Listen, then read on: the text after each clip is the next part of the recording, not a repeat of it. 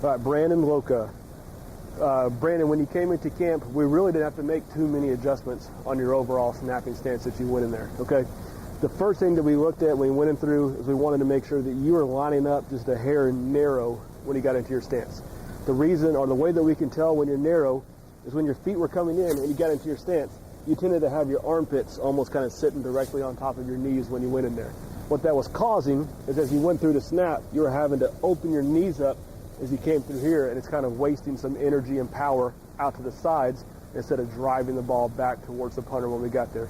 So the way that we helped you out is we can do two things. We widen you out a little bit, and then we either take the toes out, or when we get into our stance, we kind of just push those knees open to begin with, so when you snap, there's no restriction coming through going back towards the punter, okay? The second thing that we worked on was you got to be a little hair tall on that back end, and when you snapped, we lost a lot of energy traveling up through the hips instead of coming back towards the punter. The way that we resolve that is we think about as we snap each time, we're doing a quick little explosive crunch with our stomach as we came in there. That little crunch helps take the belly button and kind of shove it back into the hips when he snapped and take everything back towards the punter instead of losing it up towards the sky when he got in there, okay?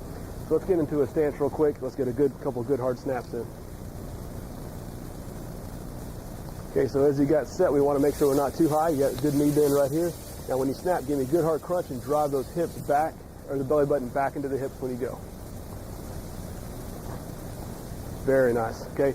That is a quick, hard, explosive, college-ready snap right there, okay? That is looking good. So let's get one more here real quick.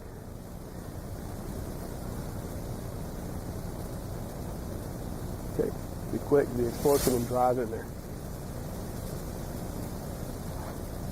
Very nice, okay? The only other thing that we changed every once in a while, and you're not having an issue with it right now, is that when you get set, if you feel like that left arm or that left elbow is getting locked out, you're kind of jamming that guide hand in there every once in a while.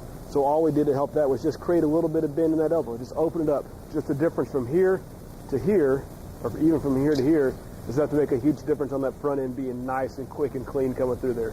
If you feel like the ball's pushing over to the right, or you're popping yourself up when you get there, just relax that left hand and unbend it just slightly, and that really helps to drive and channel the ball back towards the hip of the punter when you came back there, okay? All right.